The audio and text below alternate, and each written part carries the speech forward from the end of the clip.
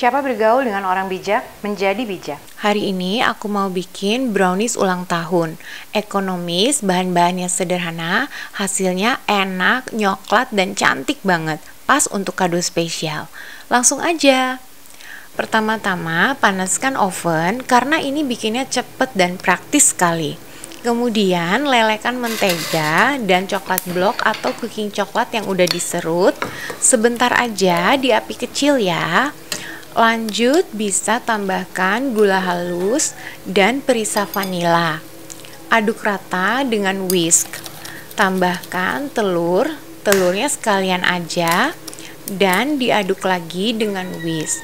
Tidak perlu di mixer ya. Dan kalau bikin brownies tidak perlu tambahan pengembang. Kemudian tepung, coklat bubuk dan garam diayak di adonan dan diaduk rata lagi. Pastikan semuanya menyatu. Kalau sudah tercampur dengan baik, bisa langsung tuang aja di loyang 20x20 yang sudah dioles mentega. Sesudah semua adonan tertuang, diketuk-ketuk supaya udaranya keluar dan bisa dihias sesuai selera. Aku pakai topping almond dan keju parut. Ini terserah ya, bisa sesudah jadi baru dihias atau seperti ini sebelum di oven dihias dulu. Panggang hingga matang sekitar 25-30 menit. Nah, ketika hampir matang, aku tambahkan toppingnya pakai coklat chip dan coklat batang yang dipotong kasar. Kalau mau bisa pakai buah-buahan segar seperti stroberi ketika browniesnya sudah matang. Kalau sudah sekitar 25-30 menit, bisa dites tusuk ya. Ada sedikit remah-remah kuenya, itu udah pas banget. Dan bisa dilihat juga pinggiran brownies sudah terlepas dari loyang. Nah, sebaiknya diamkan beberapa saat sebelum dikeluarkan dari loyang ya. Aku nggak punya loyang sekat untuk brownies, tapi supaya cantik, aku atur ulang di alas browniesnya. Aku bikin campuran gula mentega untuk tulisannya nanti. Ini sangat ekonomis dan alasnya pakai coklat KitKat. Jadi sangat praktis, sesuai selera aja. Jadi hasilnya seperti ini kira-kira. Tinggal dibungkus yang rapi, bisa ditambah pita untuk pemanis dan siap deh brownies ulang tahunnya. Udah jadi, ini yang mau dikirim ke kakakku, dan ini bukan karena aku pengen punya ekstra buat di rumah, tapi tadi aku pengen bikin, aku eksperimen gitu loh. Penampakannya cantik, rasanya juga enak, tapi yang ini tuh lebih nyoklat gitu. Jadi aku kasih yang terbaik ya toh. Ada resep cloud kakak juga, dia enak juga ya, tapi ini menurutku pas banget buat hantaran kayak gitu. Yang ini langsung ditutup lagi aja karena aku nggak cobain ya, ini kan buat hadiah ya toh.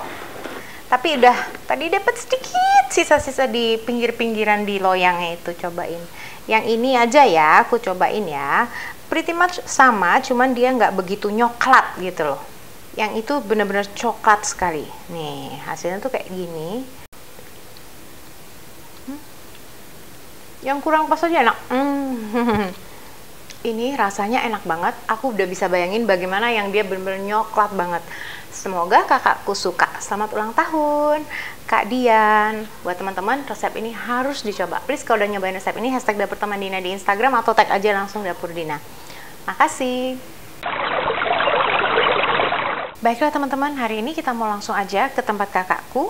Tapi sebelum kita berangkat, aku mau berbagi sesuatu sama teman-teman. Pernah nggak teman-teman mengalami yang aku secara pribadi rasakan? Jadi dulu itu aku pernah hampir udah seneng banget, kayak udah di depan mata banget kita tuh mau bikin kayak sejenis coffee shop, kayak restoran kayak gitu. Udah seneng banget, kayak udah di depan mata, kayak it's almost happening, sudah di situ. Tapi itu nggak terjadi.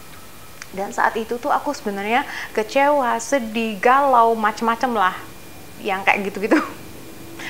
Tapi sekarang ketika aku melihat ke belakang beberapa tahun yang lalu, aku secara pribadi aku bersyukur.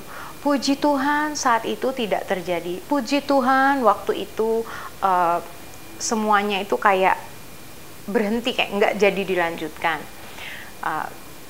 Aku nggak ada masalah ya dengan hubungan kerja sama, itu nggak apa-apa. Tapi yang pasti itu adalah harus ada damai sejahtera dulu. Nah saat itu aku dan suamiku tuh tidak ada damai sejahtera. Setiap hari itu di rumah itu kayak ada aja perdebatan, perselisihan. Selalu ada. Tidak ada damai sejahtera. Jadi waktu itu kita ditawarin untuk bikin restoran, bikin coffee shop, cafe kayak gitulah. Tempatnya disediakan, semuanya di-provide.